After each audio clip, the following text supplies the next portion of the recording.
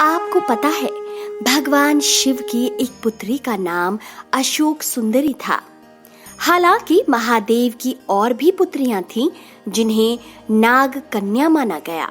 जया, विषहर, शामिल बारी, देव और दोतली। अशोक सुंदरी को भगवान शिव और पार्वती की पुत्री बताया गया है, इसीलिए वही गणेश जी की बहन है। इनका विवाह राजा नहुष से हुआ था। आइए जानते हैं इनके जन्म की कथा। पद्म पुराण के अनुसार अशोक सुंदरी देव कन्या है।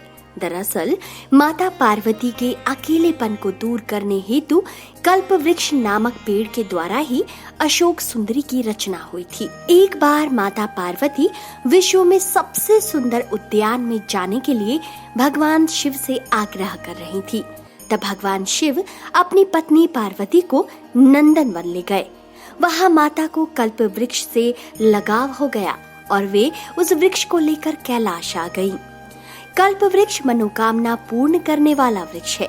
पार्वती ने अपने अकेलेपन को दूर करने हेतु उस वृक्ष से यह वर मांगा कि उन्हें एक कन्या प्राप्त हो। तब कल्प वृक्ष द्वारा अशोक सुंदरी का जन्म हुआ।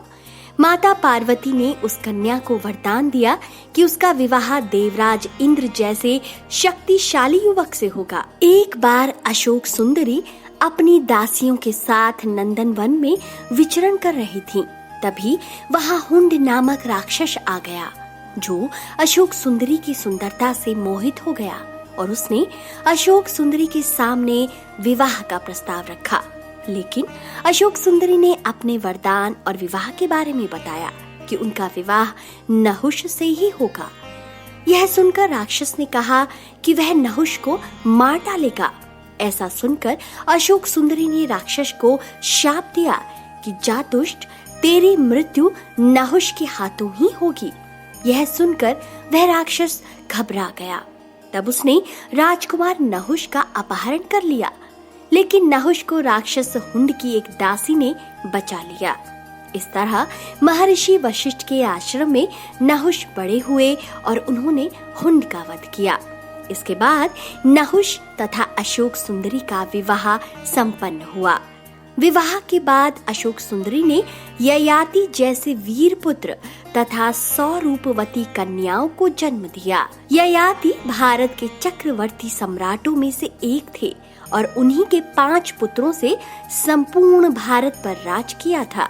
उनके 5 पुत्रों का नाम था पुरु, यदु, तुर्वस, अनु, द्रुहु।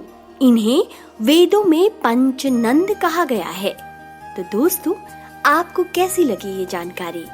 अगर आपको जानकारी अच्छी लगी है तो इसे शेयर करें और इस वीडियो को लाइक करें।